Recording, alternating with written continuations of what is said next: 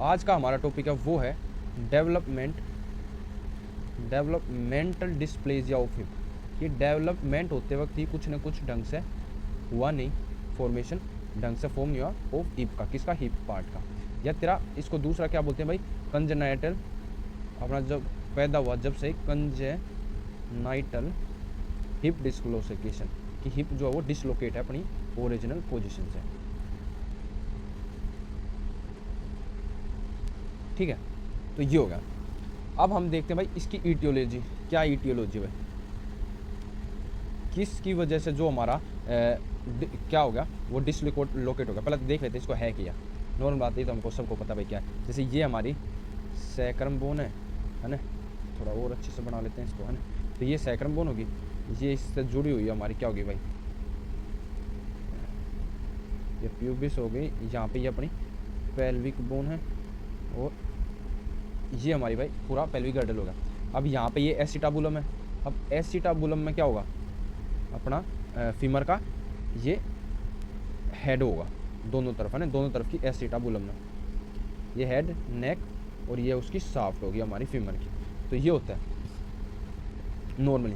अब ये होगा बच्चे में क्या होगा कि ये डिसलोकेट अपनी पोजीशन है, कहीं पे भी डिसलोकेट हो, उसका अब हम आगे पढ़ेंगे भाई कैसे कैसे डिसलोकेट है। तो डिसलोकेट है अपनी जगह से, है ना। तो इसको बोलेंगे आप कंजेनाइटल डिसलोकेशन भाई बाई बर्थ। बाद में तो जैसे डिसलोकेट हो सका है ड्यूरिंग अपने कोई ट्रोमा होगा या कोई इंजरी होगी उसके दौरान, कोई उसके दौरान तो जैसे पढ़ते हैं आप हिप डिसलोकेशन, मगर ये बाई बर्थ है, तो बाई बर्थ डिसलोकेट है।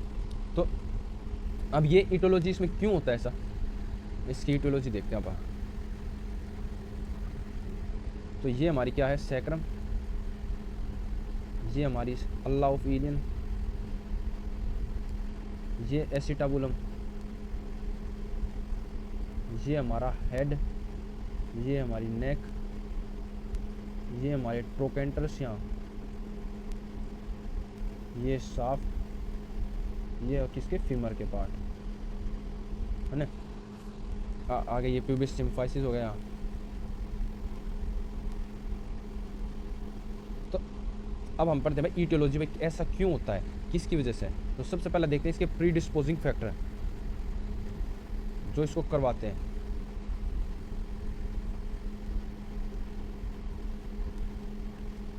ठीक है, किसकी वजह से है ये, कि एक तो सबसे पहला कि जो वो होता है फीमोरल हेड, वो क्या होता है, छोटा होता है, स्मॉल फीमोरल हेड।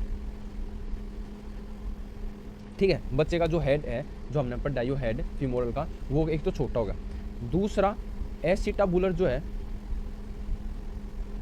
बुलर का डिस्प्लेजिया ढंग से फॉर्मेशन नहीं हुआ एसिटाबुलम पार्ट का, जो हमारा ये है एसिटाबुलम, जिसके अंदर हेड जो होगा वो प्रेजेंट होता है, हेड उसके अंदर होता है एसिटाबुलम के, वो ढंग से फॉर्म नहीं हुआ, उसका डिस्प्लेजिया है। ठीक है, अगला तीसरा लिगामेंट जो होती हैं, जो हमने आप पढ़ते हैं आप कि भाई फिमोरो इलियल लिगामेंट, जैसे बहुत अपनी लिगामेंट होती है भाई, जैसे यहाँ पे फिमोरो इलियल लिगामेंट होगी अपना, ठीक है, और इस्चियो फिमोरल लिगामेंट आ गई। तो अपनी कई लिगामेंट होती हैं, जैसे ने अपनी लिगामेंट होगी।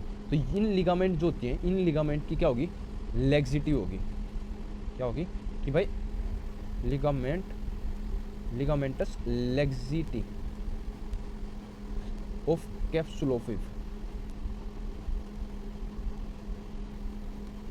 जो हमारा ये है, ये पूरा का पूरा क्या है कि इसको क्या बोलते हैं आप कलेक्टिवली कैप्सूल बोलते हैं ना, कि भाई यो एसिटाबुलम और अपना नेक तक, किसके, फीमर के नेक तक ये हेड इसके अंदर आ जाता है, इस कैप्सूल के अंदर। इसमें क्या होती है, चारों तरफ ये लिगामेंट प्रेजेंट होती है, जो लिगामेंट क्या होती है, स्टेबिलिटी प्रोवाइड करती है अपने किसको, इसको जॉइंट को, हिप एंड फीमर के जो बीच का जॉइंट है अपना, इसके जॉइंट को अपना क्या करवाती है, स्टेबिलिटी प्रोवाइड करती है लिगामेंट। अब बचपन में क्या होती है, ड्यूरिंग मतलब बर्थ या जब इन्फेंट होता है, तो उसमें ये लेग्जिविटी होती है, लचीली होती है भाई, तो इसकी वजह से ज़्यादा स्ट्रॉन्ग नहीं होती, इसकी वजह से भी प्रीडिस्पोजिंग फैक्टर है। तो ये तीन प्रीडिस्पोजिंग फैक्टर हैं जो क्या करवाते हैं, हिप जॉइंट जो अपना उसको इनस्टेबिलिटी प्रोवाइड करते हैं। इसकी वजह से बच्चे में जो हिप जॉइंट होगा वो ज़्यादा स्टेबल नहीं होता, इनस्टेबिलिटी होती है, जिसकी वजह से इंक्रीज चांस ऑफ डिसलोकेशन। भाई डिसलोकेशन के मतलब अपनी जगह से दूसरी जगह पे होने के उसके चांस बढ़ जाते हैं। ये हो गया अपनी ईटियोलॉजी का पहला पार्ट, क्या, प्री डिस्पोजिंग फैक्टर्स। भाई ये फैक्टर है। दूसरा रिस्क फैक्टर क्या क्या है, क्या क्या रिस्क फैक्टर हैं जिसमें आपने रिस्क बढ़ जाता है कि भाई अब कंजेनाइटल हिप डिसलोकेशन हो सकता है। तो आप इसको याद करेंगे 4F+O से, ठीक है। सबसे पहला F है वो है भाई फीमेल के अंदर ज़्यादा देखने को मिलता है क्योंकि रिलैक्सिन हार्मोन होता है थोड़ा, तो रिलैक्सिन उनके होता है और लेग्जिटी बढ़ जाती है इसकी वजह से ना। दूसरे F से फर्स्ट बोन, जो पहला बोन होता है उसमें ज़्यादा देखने को मिलता है। अगला फैमिली हिस्ट्री, अगर फैमिली हिस्ट्री है कंजेनाइटल डिसलोकेशन की तो उसमें भी चांस बढ़ जाते हैं। अगला F का मतलब है वो है फाल्टी इंट्रायूट्राइन पोजीशन, कि भाई बच्चे की इंट्रायूट्राइन पोजीशन गलत है, फिर हम उसको क्या करवा रहे हैं, डिलीवरी करवा रहे हैं, तो उस दौरान भी उसका हिप डिसलोकेशन हो सकता है। तो मोस्ट कॉमनली कौन सी, फाल्टी। अगर ब्रीच पोजीशन में है बच्चा तो ब्रीच में चांसेस बढ़ जाते हैं, ठीक है। अगला लास्ट फिर आ गया 4F पढ़ चुके हैं, अब आ गया O आ गया ओलिगोहाइड्रोमिनोस। अगर क्या है, ओलिगोहाइड्रोमिनोस है प्रेगनेंसी में, ठीक है। तो उसके अंदर भी अपने ये रिस्क फैक्टर के भाई देखने को मिल सकते हैं। तो अब देखते हैं भाई इसका क्लिनिकल एवल्यूएशन, कि भाई आप बच्चे को ऑन एग्जामिनेशन करते हैं, क्लिनिकल एवल्यूएट करते हैं।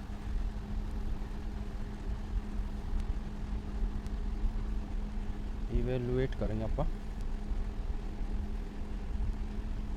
ठीक है। तो सबसे पहला आप एक यो टेस्ट देखते हैं। इस टेस्ट का सबसे पहला ये वाला टेस्ट, तो ये टेस्ट क्या होगा कि एक जो पैर होगा ना, जिस टाइप का, मान ली ये वाला क्या है अपना डिसलोकेट है, मतलब ये कंजेनाइटल हिप डिसलोकेट है, तो इसका साइज जो मतलब क्या होगा, जो लेंथ होगी ना वो छोटी हुई मिलेगी कुछ से नॉर्मल के से। तो इस टेस्ट का नाम है इसका एलिस टेस्ट, और इसको बोलते हैं आप गैलियाजी साइन, ठीक है। जो डिसलोकेट है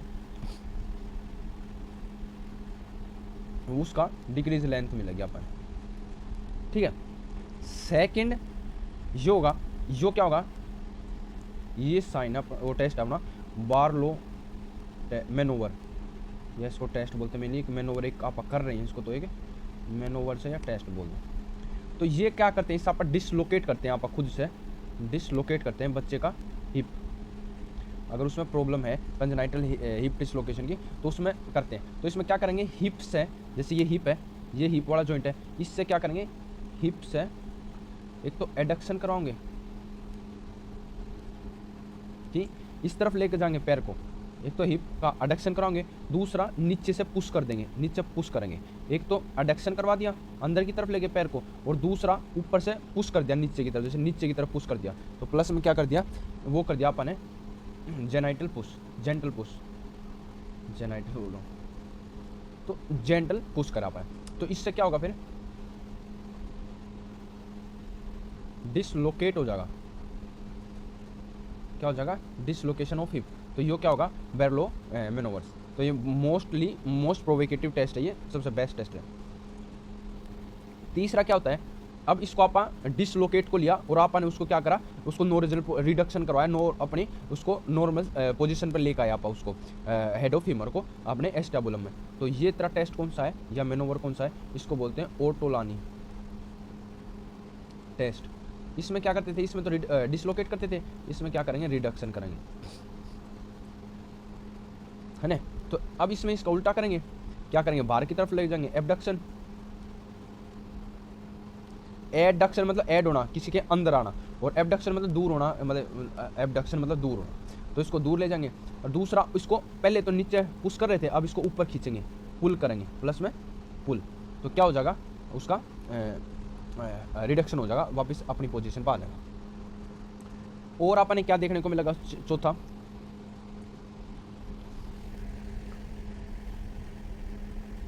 जब बच्चा वॉकिंग करेगा चाइल्ड, उसके दौरान अगर यूनिलेटर है अपना डिसलोकेशन, तो उसमें कौन सा साइन देखने को मिलेगा, टेंडलबर्ग साइन देखने को मिलेगा, या टेंडलबर्ग गेट। जो गेट होगा अपना वो कैसा होगा, टेंडलबर्ग गेट होगा, एक तरफ से नीचे झुका हुआ होगा जो अपना डिसलोकेट हो रखा है, दूसरी तरफ से ऊंचा होगा पेल्विक पार्ट, है ना। और अगर बाइलेटरल है, दोनों तरफ कंजेनाइटल डिसलोकेशन है, तो अपन वेल्डिंग गेट, वेल्डिंग गेट नाम से पता लगा वेल्ड हो रखा है, ऐसे चलेगा जो वेल्ड है पेल्विक गर्डल से, वेल्डिंग गेट,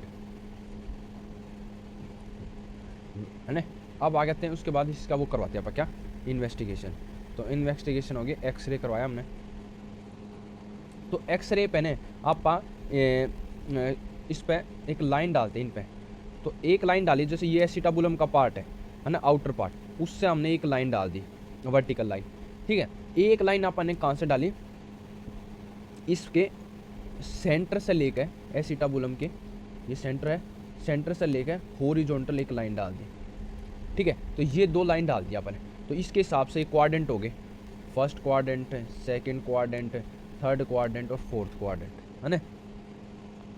तो अब ये क्वाड्रेंट हो गए। तो इस क्वाड्रेंट के हिसाब से अगर डिसलोकेट हो रखा है, ठीक है, अगर कंजेनाइटल हीट डिसलोकेट है, ये ऊपर चला गया अपना ये वाला पार्ट है ना, तो इसके हिसाब से जो फर्स्ट क्वाड्रेंट है ना, उसमें नो हेड होगा, कोई भी हेड प्रेजेंट नहीं होगा।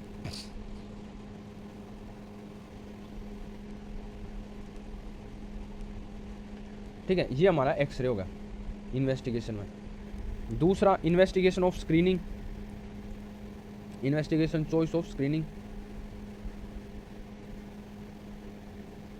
वो होगा हमारा यूएसजी करवा लो, अल्ट्रासाउंड करवा लो, और डायग्नोसिस ही करना कंफर्म, तो उसके लिए बेस्ट है हमारा इन्वेस्टिगेशन ऑफ चॉइस है, वो है हमारा एमआरआई।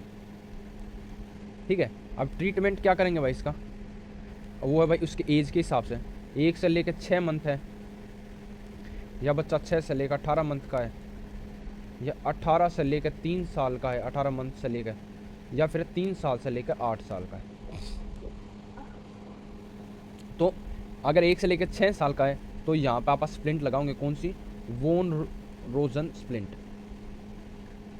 ठीक है, अगर 6 से लेकर 18 मंथ का है, तो इसको लगाओगे आप कास्ट लगाओगे यहाँ पे, वो हो गए बैचलर्स कास्ट या फ्रॉग लेग।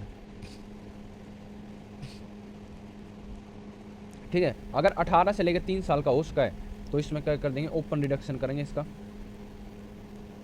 और या फिर क्या कर सकते हैं आप, सेल्टर्स ओस्टियोटोमी। अगर 3 से लेकर 8 साल का है, तो आप क्या करेंगे, सेल्टर्स, फिर क्या कंफर्म, ओस्टियोटोमी।